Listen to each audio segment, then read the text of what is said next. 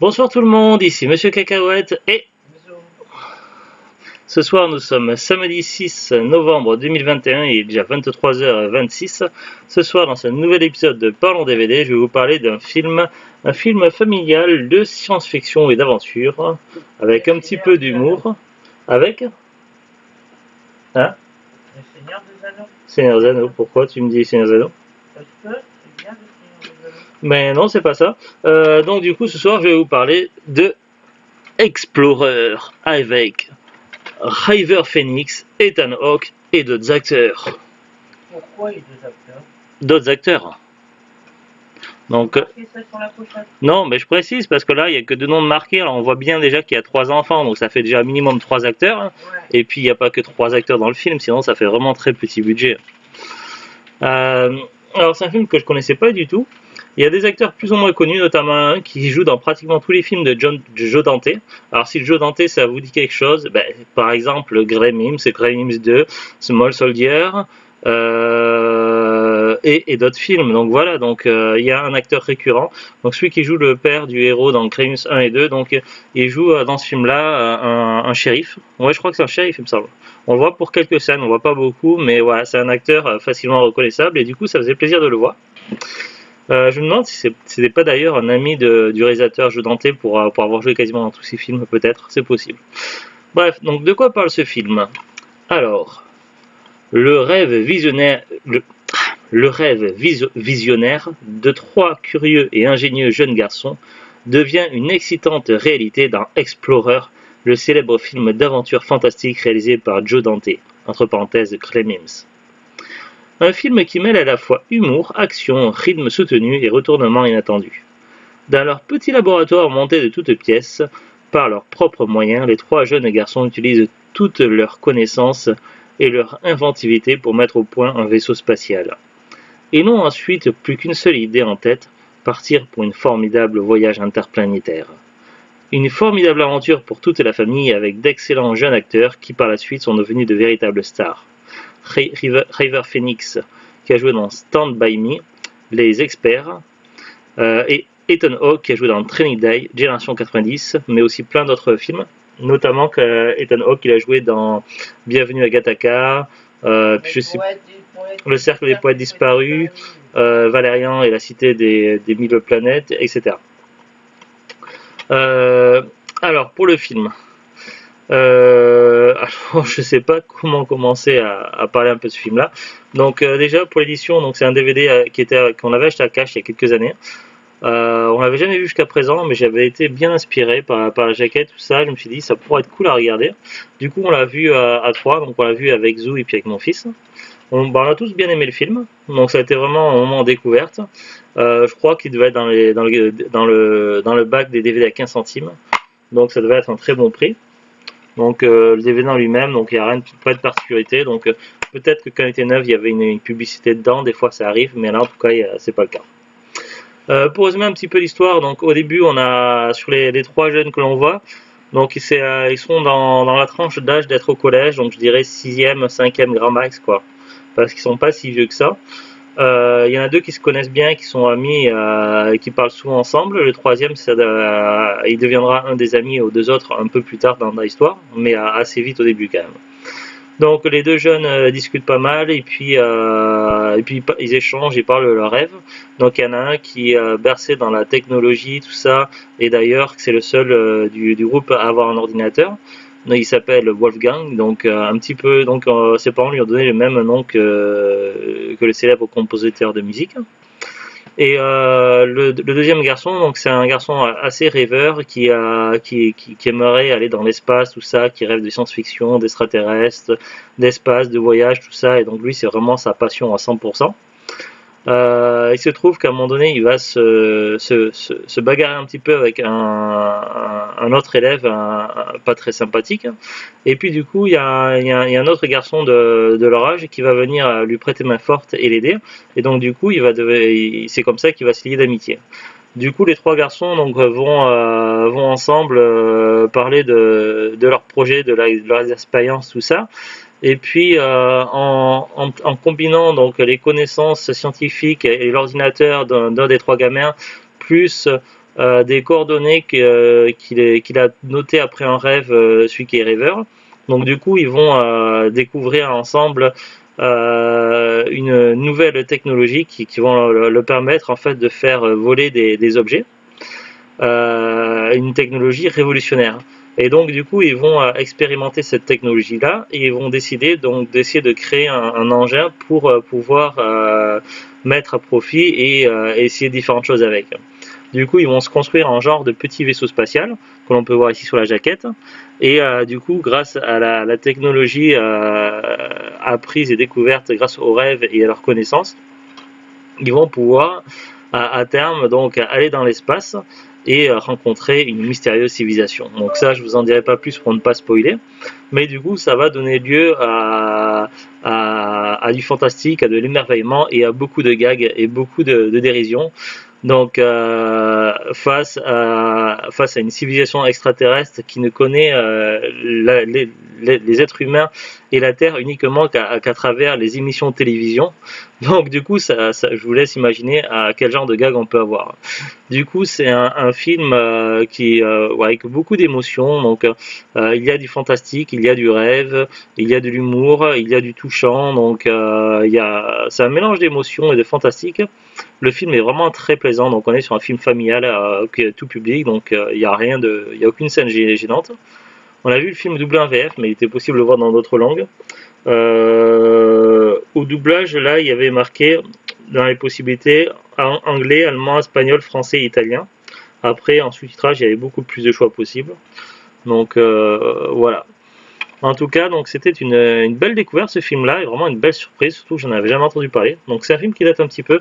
Alors c'est vrai que bon, je connais quand même pas mal de films qui sont sortis dans les années 80 puisque c'est ma génération, mais bon, je ne connais pas non plus tous, et celui-là, j'étais passé complètement à côté. Donc voilà, une très belle découverte que je tenais à partager. Et donc si un jour vous avez l'occasion de trouver ce DVD pas cher, donc n'hésitez pas, franchement, il est vraiment cool. Et c'est un film que je reverrai un de ces quatre avec plaisir. On va regarder ensemble la fiche maintenant Wikipédia du film. Explorer est un film de science-fiction américain réalisé par Joe Dante, sorti en 1985. Bon, le synopsis, je l'ai déjà expliqué. Fiche technique, titre original et français Explorer, réalisation de Joe Dante, scénario Eric Luc, budget 25 millions de dollars, donc il y a quand même un sacré budget. Durée 109 minutes pour la version normale. Il y aurait pu avoir une édition Director's Cut, sauf que ça ne s'est jamais fait, et donc du coup je pense que ça aurait été un peu plus long. La date de sortie aux États-Unis c'était le 12 juillet 85, en France le 18 décembre 85. Casting. Alors on a Ethan Hawke, River Phoenix, Jason Preston, donc pour les trois enfants. Ensuite pour tous les autres personnages, donc on a Bobby Fett, Amanda Peterson, James Crowell, Dana Ivey, Taliesin Jaff, Message Taylor, Dick Miller, Brooke Bundy, Tricia Bartolomé, Eric Luc, Danny Nucci, Bradley Gregg, Georg Holden, Chance Schwartz, Mary Kay Place, Leslie Rocker, Robert Picardo et Frank Walker. Il me semble que j'en ai vu plusieurs qui avaient le même nom de famille, je ne sais pas si je me trompe. Je sais pas, bon, tant pis. Alors, qu'est-ce qu'on a comme autre info? Genèse et développement. Wolfgang Peterson devait réaliser le film, mais voulant le tourner dans son pays natal, l'Allemagne, Paramount Pictures refuse et propose finalement le projet à Joe Dante.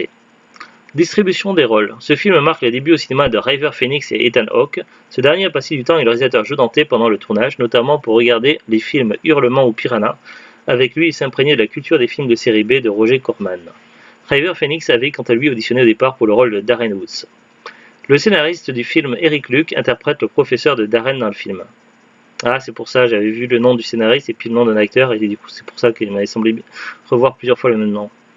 Tournage. Le tournage a eu lieu en octobre 84, il se déroule en Californie, à Petaluma, Glendale, Burbank et Redondo Beach. La vue sur les lumières de la ville est en réalité une maquette dont une portion est une forme de circuit électronique avec des portes logiques et des circuits intégrés. En post-production et montage, le film n'a jamais été vraiment achevé, le studio ayant décidé d'avancer la date de sortie du film en salle pour le sortir en saison estivale, le 12 juillet 1985 aux États-Unis. Ceci explique en partie l'échec lors de sa sortie, d'autant que le concert événement mondial Live Aid a eu lieu le même week-end. Une version restaurée Director's Cut a été envisagée par Joe Dante avec un financement participatif de fans, mais Paramount Pictures ne possède plus aucun négatif du film. Oui, c'est un problème qui était assez fréquent pour les films et les séries des années 80, c'est que les négatifs n'étaient pas forcément gardés, et d'ailleurs ça a posé un gros problème à une des séries les plus connues de tous les temps, c'est le Doctor Who, où certains négatifs ont été perdus à tout jamais, et donc certains épisodes ont sombré complètement dans l'oubli malheureusement. Ça c'est une histoire très connue. Mais voilà, ça se faisait également, pas que pour les séries télé, mais pour les films, souvent les négatifs n'étaient pas gardés, étaient effacés, puis réutilisés, réenregistrés dessus. Donc c'est un petit peu dommage. Alors le film, il y a quand même une fin, le film, mais ça reste quand même une fin ouverte où on aurait pu imaginer une suite. Mais il y a quand même une fin relativement satisfaisante. Accueil, donc là on n'a pas d'infos. Il y a des récompenses, le Young Artist Award de 86, meilleure performance d'un jeune acteur pour River Phoenix. Il y a eu plusieurs nominations au Saturn Award 86, Young Artist Award 86 et Peterson et meilleur film familial d'aventure.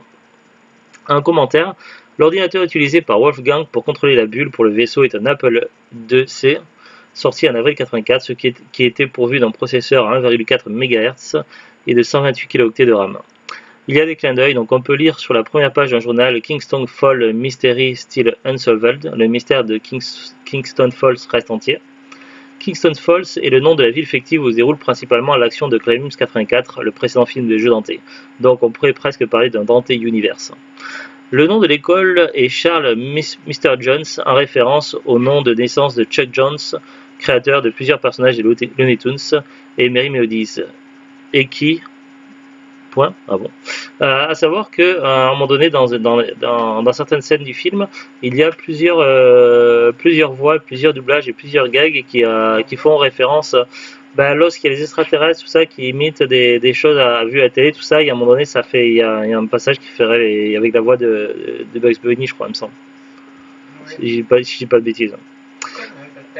Alors ensuite il y a le rat de Wolfgang s'appelle Heinlein, en référence à Robert A. Heinlein, auteur de nombreux romans de science-fiction. Le nom Starkiller a été donné en clin d'œil à Star Wars de George Lucas. George Lucas avait initialement baptisé son personnage Luke Starkiller avant de modifier en Luke Skywalker. Adaptation en série télévisée. Après un projet de remake évoqué en 2014, une série télévisée basée sur le film est annoncée en novembre 2018 pour la chaîne Paramount Television. Le script de l'épisode pilote doit être écrit par Kari Fukunaga et David Lowery. Eric Luke, scénariste du film de 85, sera un des producteurs exécutifs de la nouvelle série. Donc je ne sais pas si la série s'est faite ou pas, donc ça serait intéressant de se renseigner. Mais en tout cas, il y a eu un projet de faire une série. C'est tout ce que j'ai comme info par rapport à Wikipédia. Donc maintenant on va parler de la disponibilité DVD.